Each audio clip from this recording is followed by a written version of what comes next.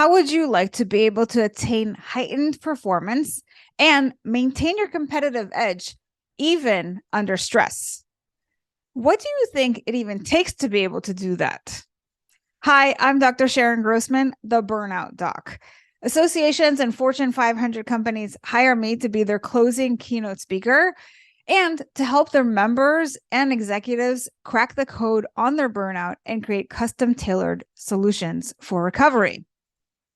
I'm a clinically trained psychologist, and for the past 20 years, I've been helping high achievers who've been struggling with anxiety, overwhelm, and burnout go from exhausted to extraordinary by better understanding how their brain works and how they can get their programming and design it to run the way they want in order to live a more purposeful life.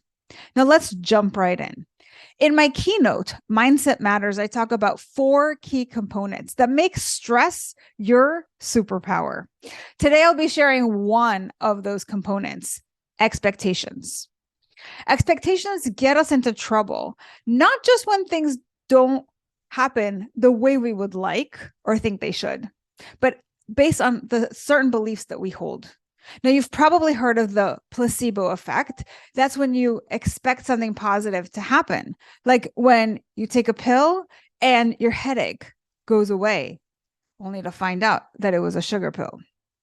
It was your mindset that made your head stop hurting.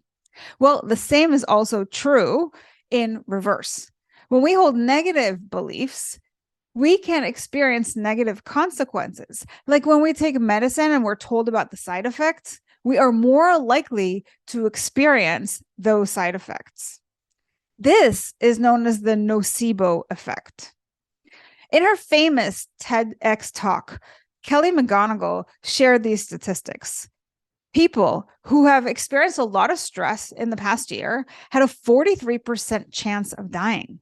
But that was only true for the people who also believed that stress is harmful for their health. People who experienced a lot of stress but didn't view stress as harmful had a lower risk of dying than the people who had only a little stress. Now, what this means is that over 20,000 people suffer premature deaths every year, not due to stress, but from the belief that stress is bad. So many of us have a negative association with the word stress, but stress is not the enemy. In fact, we need a little bit of stress in our lives. It's what stretches us and helps us grow and motivates us to show up. When we think of stress as debilitating or see stressors as a threat, we're activating the nocebo effect, and we're more likely to end up in a self-fulfilling prophecy.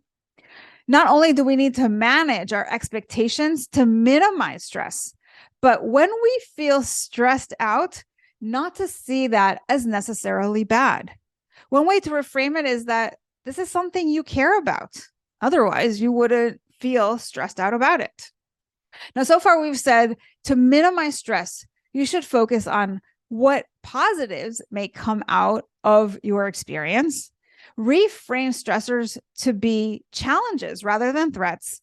And finally, think of stress as something that's necessary to boost your motivation and growth. Bottom line, mindset matters. It helps us minimize the negative effects of stress. And that's key because job stress is estimated to cost American businesses more than $300 billion every year in health costs, absenteeism, and poor performance. And when stress becomes chronic, it can lead to burnout. Now, I just shared some ways to minimize stress, but what if your members are already stressed out, worn out, and exhausted because they're really good at taking care of everyone else but themselves? We want to avoid high turnover, high error rates, and loss of productivity, which result from burnout. And this is where we focus on burnout recovery. Now, let's test your knowledge. If you've lost hope or pessimistic about the future or find yourself without confidence, what should you focus on? A, your work goals. B, your mindset, C, your physique, or D, your wardrobe? The answer is B. Now, imagine a keynote where we put audience members into one of three teams based on their burnout profile and had them compete one against the other for points, where we test their knowledge about what burnout is, the factors contributing to it, and some effective ways to recover. Well, that's exactly what they'll get in Crack Up Your Code, how to re-engage your way back from burnout. And to make this an unforgettable experience, I've also teamed up with a stand-up comic. We will have your members engaged and laughing up a storm. I'm Dr. Sharon Grossman, the Burnout Doc. Now, if you want an experience that combines thought leadership with entertainment, that both educates and motivates your audience, I'm your gal. And of course, I offer breakouts and coaching, which border on my book, The 7E Solution to Burnout. I would love to partner with you in customizing these experiences and setting your members up for success. Let's chat.